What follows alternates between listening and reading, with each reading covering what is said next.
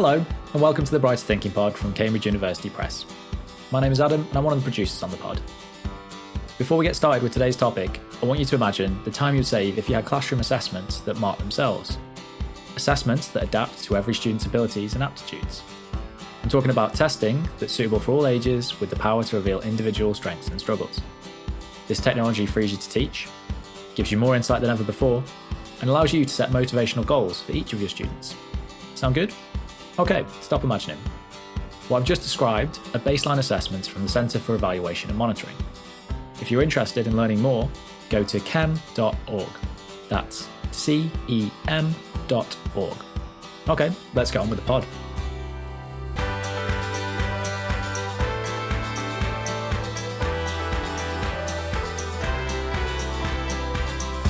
Hello and welcome to another episode of the Brighter Thinking Pod from Cambridge University Press, with me, your host, Tamsin Hart.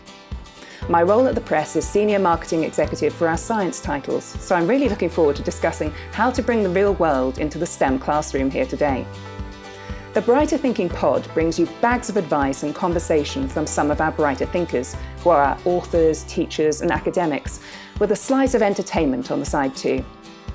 Today we're going to be taking a closer look at bringing the real world into the STEM classroom, and we're joined by Michael Strachan, Deputy Head Academic at Repton School, Dubai, and author of Cambridge IGCSE Chemistry Practical Workbook and Teacher's Resource, and George Vlachonikolis, Head of Economics and Professional Tutor at Headington School, Oxford, and author of Cambridge International AS and A-Level Economics Teacher's Resource. Remember, all the links and info that we discuss are available in the show notes for your ease. And if you want to get your voice heard on the show, you can get in touch on Twitter using the hashtag BrighterPod or by email at educationmarketing@cambridge.org. Finally, please remember to like, review and subscribe to the podcast on whatever platform you're listening on.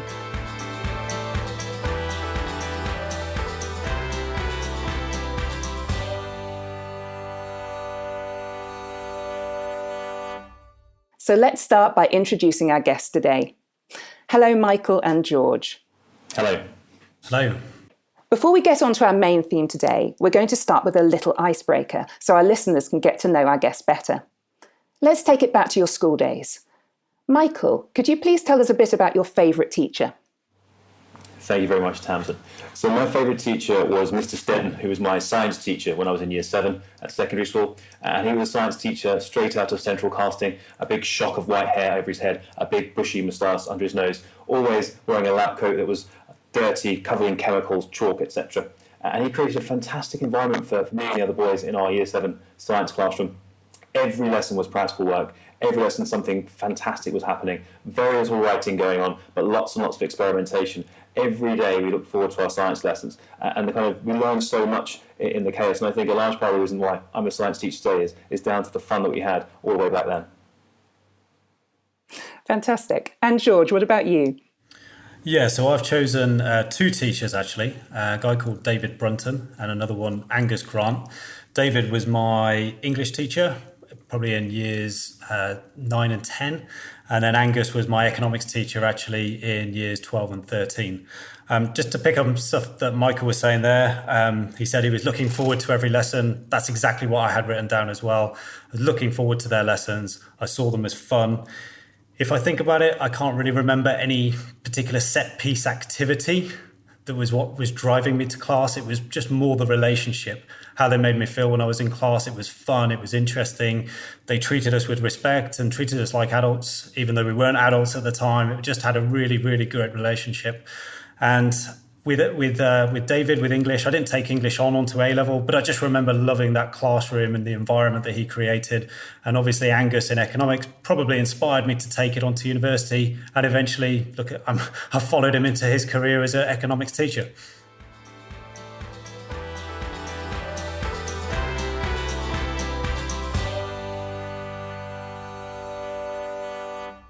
Brilliant. Now for the questions. Let's find out a little bit more about you first. So George, what's your experience as a STEM educator? Sure. So I've been teaching now for the best part of a decade. Before teaching, I was actually in the army, which doesn't necessarily cross over that well, but I think I've managed to take some of the things that I've learned from the army into my teaching experience. So in those 10 years, I have changed school only once, 2 different settings. I've been a teacher of economics and then now head of economics. But in the last few years, I've also been professional tutor, which is another name basically for ITT coordinator. So I'm responsible for the induction of new teachers at the school, taking them through pre-PGCE, PGCE, and then post-PGCE courses.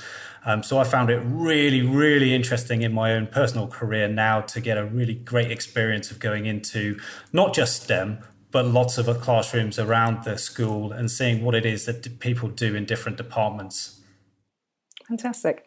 And Michael, what about you? Well, as you can see from the video, I've got a bit more grey hair than George, so I've been teaching a little bit longer, so I'm 16 years in now. I started out teaching science in the UK, a couple of years in Kent, and then a couple of years in South East London, before moving to Qatar, where I worked as head of biology, head of science, and then finally assistant head of teaching and learning. And then I moved across to Dubai 6 years ago to take up post, first as head of science, and then as deputy head academic. And my remit involves teaching and learning, assessment, curriculum. But even though I'm an SLT and I've joined the dark side, I still very much teach. I have a good amount of teaching each week, and I wouldn't want to stop teaching even if I became a head teacher. I think it's essential for the kind of the most imaginative and greatest teachers to be involved in carrying on teaching and not just hiding behind desks.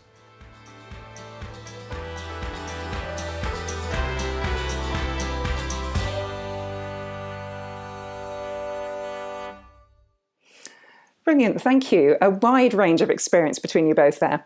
Now, to really get into our topic, why should we care about this? Michael, what's the importance of real-life examples to learning science? Well, we're so lucky as scientists, and no offence here, George, but for science teachers, the universe is our textbook. My wife is an English teacher, and she's a fantastic teacher, and she often gives me poems and things to look at. And there's a fantastic poem by Walt Whitman, which I won't recite now, called The Learned Astronomer. And the gist of the poem is that we can get bogged down in facts and figures and tables, etc. But the Learned Astronomer bores his students. And the ending of the poem is the student going out and looking up at the night sky in awe and wonder and seeing how fantastic the universe is. And so the key thing is, for me, in terms of science education, making sure that we don't lose that awe and wonder of the universe, the natural world, and get too bogged down in facts, figures, and books. Fantastic. And what about economics with you, George? Yeah, economics, like other STEM subjects, I think lend themselves to real-world experiences. In so many ways, and I just think it's really, really important to have purpose as a central theme for your teaching, regardless of the age group that you're teaching. What is the purpose of doing this particular lesson? What are the purposes of these particular lesson objectives? I think with science and and other subjects, sometimes it's possible that you could teach it all in the abstract, but at some point, if you do that, you're just going to lose your class, because they won't see the relevance to what they're doing in their real life. So I think we are duty bound really to explore those real world examples, because we want to show the purpose of our subject to the students that we're teaching, so that we can have I love Michael's phrase there, the awe and wonder of our subject. They can see the usefulness to them. In terms of abstract learning, I think perhaps as I've got older, I've enjoyed the abstract more, and I like deep diving into that.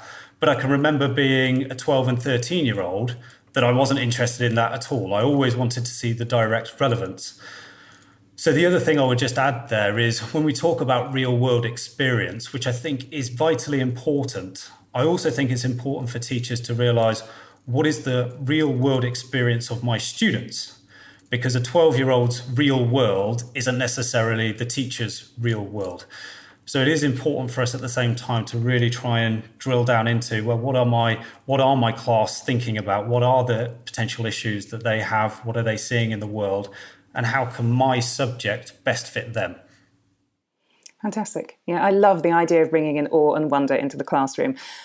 But do you think there are potential pitfalls and challenges in doing this as well? What do you think, George? So whenever I've had these conversations with people before, and I've talked about fun in the classroom and making things enjoyable and purposeful for the students, I think some people can look at that and worry that they might lose the academic rigour behind the subject.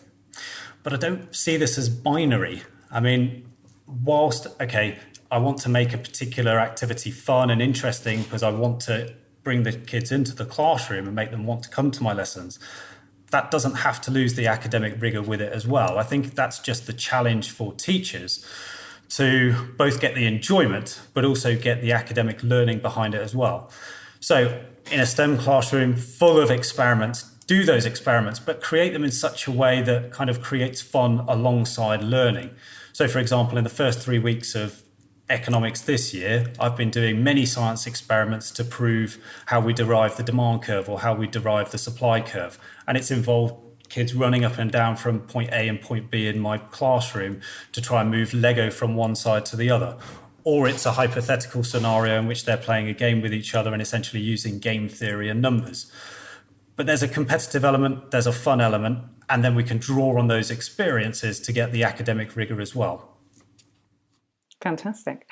Michael, are you finding any challenges in bringing the real world in? I don't necessarily think there are challenges because science is quite easy, and I really agree with what George was saying there about the fact that it's not what's relevant to us and our real life and our real world is absolutely relevant to what a 12-year-old or a 13-year-old is experiencing, and those two are absolutely different worlds. And when you think now the distractions that the students are dealing with, the distractions in their lives, the constant, text messages, WhatsApps, all that kind of thing, the ability to hold the attention and interest of a younger student is much more difficult than it was way back when I was at school with Mr. Thedden, for example. In terms of pitfalls, it has to be authentic. We can shoehorn the real world in. This is one of the things that happens sometimes with resources and textbooks on occasion, where the real world example is kind of popped in there as a bit of a kind of a tick box exercise. So I think that the children will sniff that out fairly quickly. It has to be authentic and a real application, not just done for the sake of putting the real world into a lesson. And I think what George said about the abstract is, as students get older, it's absolutely right. We can be a bit more abstract, but younger down with the younger students, we have to make sure that we're linking that to real concrete examples and things I would have had experience of. Yeah, if I could pick up on that, Tamsin, as well. I think Michael's use of the phrase is authenticity. That kind of correlates with my own sort of honesty and just, again, relationship building with your students, understanding what it is that your students want from this subject as well, so that these links that you're making in the real world, again, I think Michael's absolutely right. We shouldn't be making links for the sake of making links. These tenuous links are not authentic and students will pick up on that. But on the other hand, we shouldn't just take that as we shouldn't make any links, therefore. It's just more of a challenge for us to find, what are the links that will work, that have both the authenticity, but also stimulate interest, stimulate the awe and wonder, to come back to that lovely phrase. If I could just jump in again, sorry, Tamsin, but I think a fantastic point George made there. It's the relationships.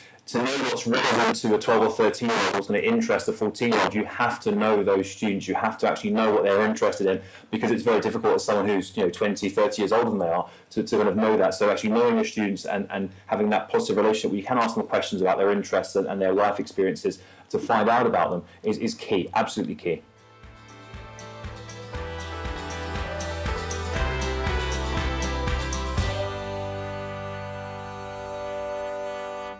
Now, you've both mentioned age there a few times. So, Michael, do you think this works effectively across different age ranges of learners?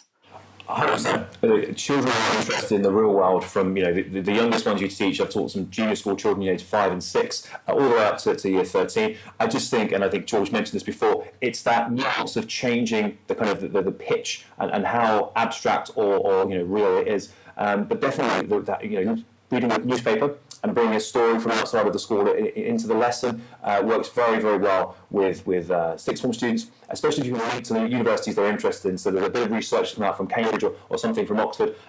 You link to that in your lesson, and because they're looking to get into those sorts of institutions, that's a fantastic hook to get them really interested. That wouldn't work with a year 7 or 8 student because they're not really looking at that, but it might be something from the news or something from a TV programme would link in quite nicely. The Olympics happened fairly recently. That was quite a nice hook for lots of science lessons. So things are relevant, but just changing the pitch and how we present that is the key there. What have been your experience, George? Have you found that to be true? Yeah, I mean, most of my career has been at the higher end for A-level students, so year 12 and year 13. And therefore, with that age range, you can do those things like independent study skills, setting them off on research tasks, safe in the knowledge that they at least know how to use Google effectively, how they can access proper information, how they can also think critically about the sources of information that they're using. Whereas I think the lower you go down the age groups, you just have to be mindful of, again, their age and exactly what it is that you can expect from a 12 and a 13-year-old in terms of independent research skills. I do think sometimes there can be a little bit of lost time and a lost learning if you're setting presentation activities for that sort of age group. Are you really getting the information that you want, or are you setting them in an activity that you think you ought to, rather than actually hitting those learning objectives that you were meant? I think there's great examples of setting, to take it away from STEM for a moment, but great examples of setting history presentation exercises on, the Great Fire of London. And what you get back is just a series of bullet point facts that they've taken, copied and pasted from the internet. Well, that wasn't really the aim of the exercise. So maybe the academic presentation wasn't the best activity to roll with. So in that sense, maybe a role play in class, or maybe some sort of collective reading activity where you're reading through sources in class is the better one to go to. I think all activities have their place. I just think it's the challenge for the teacher to match the activity with the age group that they're teaching at the time. Now, you mentioned independent research skills there. Now, it got me thinking about remote learning during the pandemic. And do you think that brought an extra challenge, or did it lend itself to bringing real examples? What do you think, George? So I think we were encouraged to send students away with independent research activities to try and take them away from the screen. But of course, most of the time you're doing that, then you're almost sending them back onto a screen, because you're sending them articles to go away and read, whether that's Google or whether it's more academic like JSTOR or something like that. But I think it was pretty difficult unless they had a textbook at home.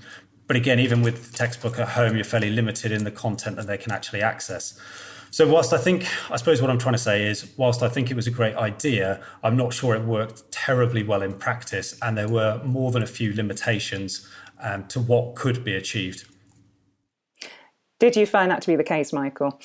Absolutely. Yeah, I echo what George has said there. It was very, very difficult. We had the kind of issue as well that although the students were at home and did have textbooks, etc., there was a strong expectation from parents that the students should be engaged. Here in Dubai, we were live teaching from kind of week 2 or 3, I think it was, and offered live teaching all the way through for students accessing work remotely. And so because of that pressure from parents and also the issues that raised by George, you're kind of trying to set them independent work, but they would then just be straight back on the screen. And there was a big drive here, especially in terms of well-being, to make sure students weren't spending 8, 9, 10 hours a day looking at the screen. So there was a place, I think, to the age range. Older students you could trust to be a bit more judicious with their time and maybe self-regulate their screen time a bit. What we didn't want to do is set a task and then have a little year 7 or 8 spending 12 hours staring at a screen researching something. So we think the pressure and the benefits of direct instruction during that remote learning period was something that was key for us to make sure we limited as much the independent work as possible.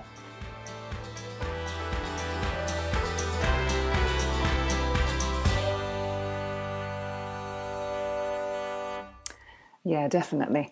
Now, I'd like to bring everything you've said together, really, now, George. What's your advice for bringing these examples most effectively into the classroom? In my observations of certain STEM subjects, quite often I've observed lots of scaffolding in teachers' teaching. So, for example, the whole thing seems to be leading up to the experiment so that you've got a good solid platform of knowledge, and then you can apply it to the experiment, and then hopefully you can make conclusions. And I completely understand the reasons for doing that. Sometimes I think you could go a different way, though, which is to just do the experiment in the first place without actually giving any knowledge about anything. Do the experiment, try and work out then, almost working backwards, to try and work out what all those knowledge points were before. And this, what I quite like about that, I would call this immersion, and this is something I have brought out from my own experiences in the army, where the army is very good at throwing you in at the deep end.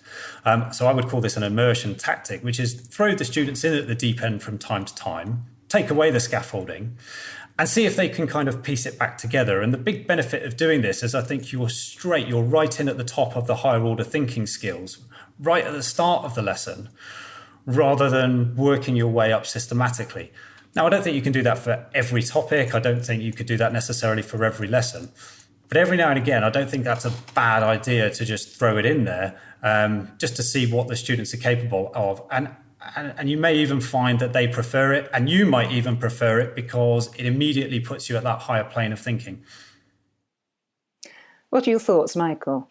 Yeah, I absolutely agree. I think that there's definitely a time and a place for direct instruction. One of the things I've been working with quite a lot recently is cognitive load theory. And actually, if you do put students in the deep end, they are trying to deal with the subject content and the skills at the same time. And that might overload them somewhat, so they then don't focus on necessarily the learning. They're just trying to get a task done.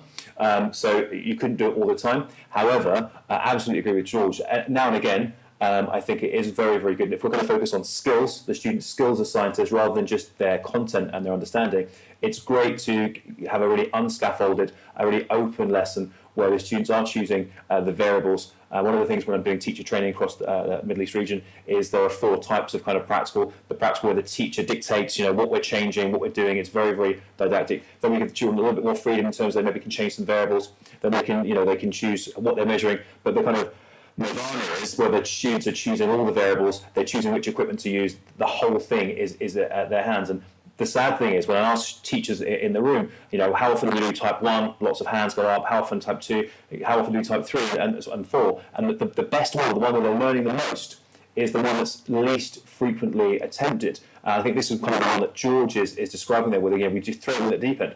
And the reason is that's the point where there's the greatest risk of chaos and failure. And we know that failure is a fantastic way to learn. And I think lots of teachers are very afraid of the lesson going awry and going wrong. And so they shy away from that kind of chaotic, if you will, type of practical work. The much safer type 1 where they're controlling everything and demonstrating everything. There needs to be a balance. And I think, nail on the head there, George, that we have to make sure that we don't do that all the time, because as I mentioned with cognitive load theory, students can be overwhelmed. But occasionally, to kind of focus on skills and thinking like a scientist. What I say to my students is, Newton didn't have a method sheet when he was doing his practicals. He had to kind of think about these things from an absolute, first principles. And so occasionally, when I want my students to really focus on developing their skills as a scientist, their really high-level thinking skills, then chuck them in the deep end. And it might go wrong. I've had lots of disastrous lessons where things haven't worked as they should have done, etc. But in terms of the learning, next time we come to do something, the students understand why they have to measure the volume of a particular liquid, why they have to weigh the mass before and after. And I think as a learning experience, that's a bit deeper than them just kind of, working through a method sheet. One of my favourite phrases of my students, if any of them listen to this will know this, I always shout out, we're not doing cookery here. And that's the thing, no offence to cookery, I think it's fantastic, but they need to be not just following a set menu and a set sheet, they have to be thinking about why they're doing each thing. And that really happens when you kind of cut away all the scaffolding and let them have a go themselves. Brilliant. So do you mind if I just add my 2 pennies worth as well? I think there's probably 2 implied tasks. There's probably more, but there's 2 implied tasks that I think come out of Michael's discussion there. One is planning. I do find with a lot of initial teacher training that there's almost too much focus on planning. And I know that sounds weird because obviously we do want teachers to think about their lessons and plan their lessons. But I don't think we need to get teachers planning them to the nanosecond. And I think sometimes the PGCE, almost encourages teachers to do that. Whereas I actually think, well, if you've got a main effort and you've got an aim to your lesson and you know what the lesson objectives are, that idea of a chaotic lesson, Michael, I think sometimes they're the best lessons, the chaotic lessons. And fine, you do need to spend the 5 minutes at the end having a plenary and pulling it all together.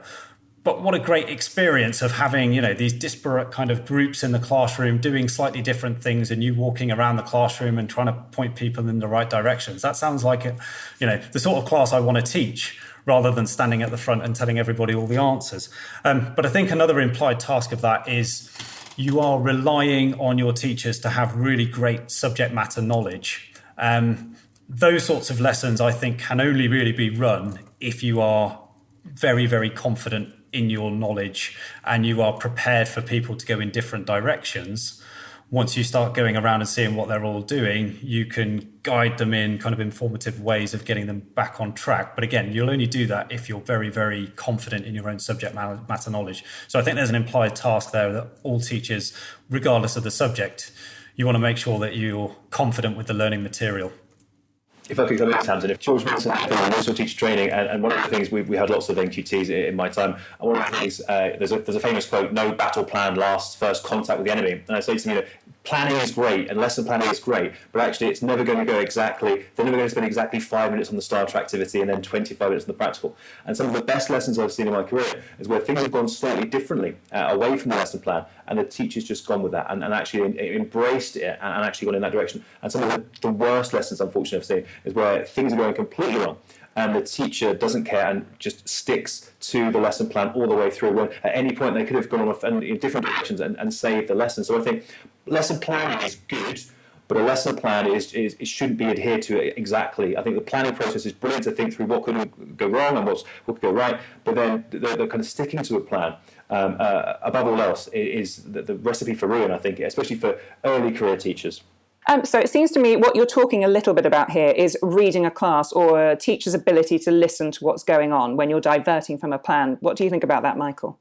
Absolutely, it's seeking that feedback from the students. Linking back to what George mentioned about, you have to have very, very secure subject knowledge as a teacher to be able to do that. I think linking it to behaviour management as well, and you'd have to have that class, where you want them eating out of the palm of your hand, to be kind of frank. Because if you're going to go a little bit chaotic and have it more freedom, then you need to be able to pull them back when you need to. But yeah, it's definitely reading and listening. There are certain activities that I've planned. I think the kids will love this. This will be phenomenal. And then when we actually do the activity, that there's not the interest there, and it's better than to abandon that and try something else. And equally, sometimes a student, and most of my best bits of lessons have come from students just asking a brilliant question, and stopping everyone to stop and let little Tommy ask that question again. And what do we think about that question? And then a debate flourishes from there. So yeah, absolutely reading the room and listening is key. What do you think, George? Yeah, agreed. I'll take it in a slightly different direction as well, which is if you do have these relationships with your students, and I dare say that is easier said than done when you've got classes of 10 as opposed to classes of 30. But if you do have those relationships with your class and you know them, you talk to them, I think you can almost anticipate those real life examples that are happening in the world today that probably will resonate with them. So to give you an example, just something we've been doing today in the UK at the moment, we've got the political party conferences happening. And it's quite clear to me that there are a lot of students who are watching those speeches going on outside of school, which is great, they're involved. But what I've really tried to do in the last few lessons is say, okay, well, what is the leader of the Labour Party saying that we should do with taxes? And what is it that the Chancellor of the Exchequer in the Conservative Party is talking about what we should do with fiscal policy? So I know they're doing it, so I've almost taken it upon myself to also have a look at what's going on those party political conferences, because I wouldn't have done if my students hadn't been doing that. And I've almost tried to work out, well, all right, how can I bring this into my lesson? So it's just looking at what is interesting them, and then that might give you an insight into what will make interesting real life experiences. And it might not be there and then in flight in the classroom now, but it might be in 3 or 4 lessons' time. Brilliant. Now, Michael, you mentioned cognitive load theory, and I wonder if you might expand or define that for some of our newer teachers who might be listening. Sure. So the theory centers around the idea that we have a basic amount of information we can process at any given time, and that if there are different formats of information, written information, visual information, verbal information, that adds to the load. And once we get to a certain point, it then becomes very difficult for any learning to take place. And to cope with that amount of information, certain aspects of learning are reduced or diminished or shut down. And so if we have students coming into a room where we suddenly show them a video and they have to read a piece of text, and they're doing a practical and reading at the same time, all of those things then will probably impinge on their ability to learn effectively. So sometimes it's about what we strip out, what we don't put into a lesson, so that we enable the learners to refocus in on the key aspects we're trying to, and also the methodology. What method are we giving the students the information? Is it overloading them with too many different sources at the same time? It's very easy to say, right, we're going to read from the textbook now, and then you're reading that to the students while they're reading it themselves. That could overload them, so it's better to strip it down. So, right, we're all going to sit in silence for 5 minutes and read this passage from the textbook. Right, we're going to stop there. Now we're going to speak to you for the next 5 minutes. We're going to stop there. Now we're going to discuss with the next person, rather than having a free-for-all with lots of different things coming at the students from different directions. We have to remember as well, our students, they spend 55 minutes an hour doing chemistry, then they rush off and do English, then they go off and do economics, then they go off and do maths. We're doing our subject, by and large, all day long, the same subject. And so thinking about that as well, that over the course of a day, they could have 6 different subjects, IGCSE, 3 or 4 different subjects at IB or A level, being cognizant of that and the pressure that puts them under. So one of the things that I've tried to do now is really strip out. When I was a young teacher, I would put lots and lots of animations in PowerPoints and have video clips, etc. But I kind of try and think now, actually, how much information, what's the minimum amount of information I can give them for them to achieve what they need to achieve this lesson, rather than just throwing in the kitchen sink. And I'm embarrassed sometimes when I find PowerPoints that I made when I was kind of 1 or 2 years in as a teacher with animations and little kind of clip arts and little embedded videos and GIFs and audio clips, and I think this is just far too much. I was too much of an overkill for the students. So it's just making sure we're not overloading them when it comes to learning, because it's a difficult process. We forget how much it's easy for us. We understand the subject knowledge we've been doing all our lives, but for a lot of these students, it's their first time on a topic, and so we have to understand it's not as easy for them as it is for us when we cover this subject content. And what's your feelings on that, George? Yeah, well, the way I've had this described to me is, I've not heard it cognitive load theory, but it's kind of working memory versus long-term memory, and the idea that we just have a finite capacity of working memory, and once we've reached it, there isn't anything else going on. So yes, I think it is the challenge for all teachers to kind of, well, as you put it, read the room earlier, read the room, see what's happening, where are they in terms of their working memory, how many things are they dealing with at this current amount of time.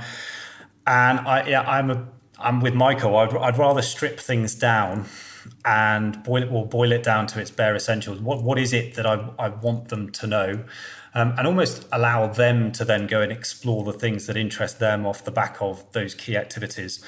One of the things I've been interested in recently is graphic organization tools. So how can we essentially boil any idea down to a single graphic or a single, not just mind maps, but mind maps are an example. How can we essentially convey our information as quickly as possible? Don't want to relate everything back to my previous military experience, but the army was very good at that. Yeah? In the chaos of war, we just need an acronym, or we need a mnemonic. And then people can go to that. They've freed up the headspace for everything else that's going on. I think that's a great tactic for any teacher to have in their toolbox.